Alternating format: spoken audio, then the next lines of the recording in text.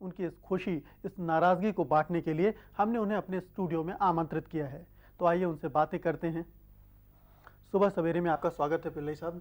आपको बहुत बहुत बधाइयाँ 32 सालों बाद भारतीय हॉकी को एक स्वर्ण पदक दिलाने के लिए। शुक्रिया, थैंक यू वेरी मच। कैसा महसूस हो रहा है आपको?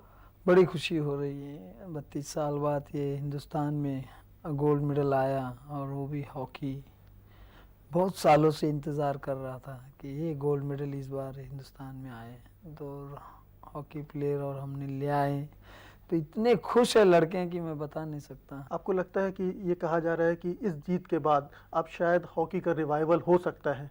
होना आपको चाहिए, लगता है कि हो सकेगा? होना चाहिए, क्योंकि 32 साल बाद ये गोल्ड आया है, तो मुझे गर्व होगा कि हॉकी में भी अगर पैसा आ जाए, फाइनेंशियली बेनिफिट हर प्लेयर को मिले, हर मल्टीनेशनल कंपनी हॉकी में भी आए और स्पॉन्सर करें, तो हॉकी का भी स्टैंडर्ड बहुत ऊपर चले जाएगा।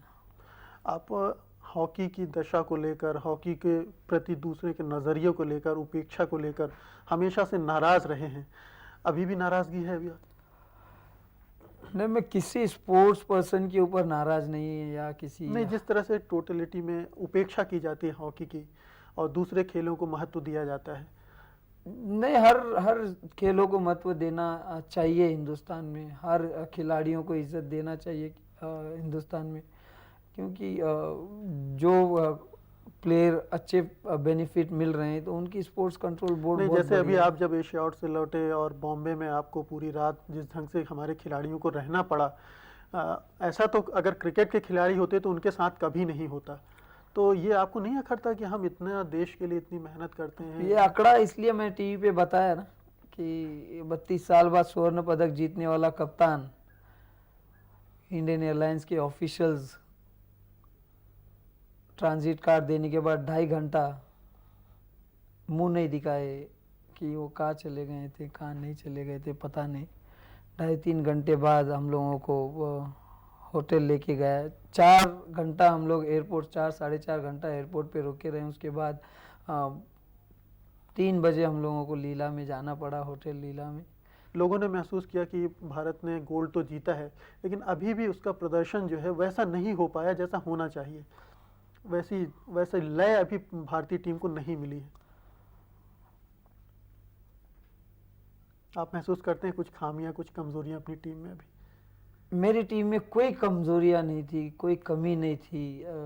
16 के 16 लड़के, कोच 2 और मैनेजर, हम लोगों ने कड़ी मेहनत की वहाँ जाने के बाद भी, और सभी लड़के बहुत बढ़िया मेहनत करी। अभी जो लोग सोच रहे हैं कि या सामने वाली टीम कमज़ोर रही होगी, मुझे नहीं लगता कि सामने वाली टीम कोई कमज़ोर होगी। आने वाले समय में आप जापान को देख लीजिए, वो बहुत आगे निकल जाएगी। तो अब ओलंपिक के लिए आपकी क्या तैयारी होगी? आप अपनी हॉकी की शैली में कोई परिवर्तन करना चाहेंगे? खिलाड़ियों में कोई रद्दोबदल चाहेंगे? अभी ये जो खिलाड़ी 16 थे और उसमें और जितने अच्छे खिलाड़ी हिंदुस्तान में हैं उनको भी कैंप में बुलाना चाहिए, और एक बैच 25 की या 30 की जो भी है वो बना देना चाहिए। 2000 तक उसको कैंप करते रहना चाहिए। पिल्ले साहब, अगर आपसे ये कहा जाए कि 2-3 लाइनों में आप ऑफिशियल्स को, हमारे राजनेताओं को, हमारे खिलाड़ियों को कोई संदेश देना चाहेंगे हॉकी के बारे में, तो क्या बोलेंगे आप? कहना क्या है, यही कहेंगे कि हर स्पोर्ट्समैन को फैसिलिटीज़ गवर्नमेंट से मिलना चाहिए, और हर स्पोर्ट्समैन को इज्जत की नज़र से देखें, ये कहूँगा। और तो कुछ पिल्ले साहब, उम्मीद करना चाहिए कि जो आपकी सफलता को अपने श्रेय बताकर श्रेय लूटने के फिराक में हैं, वो आपकी बातों को सुन रहे होंगे और इससे कोई सबक भी ले रहे होंगे। हमारी बहुत बहुत शुभकामनाएं। आपको सुबह सवेरे में आने के लिए बहुत बहुत धन्यवाद। थैंक यू, फिर से बहुत बहुत बधाइयाँ। थैंक यू जी, थैंक यू।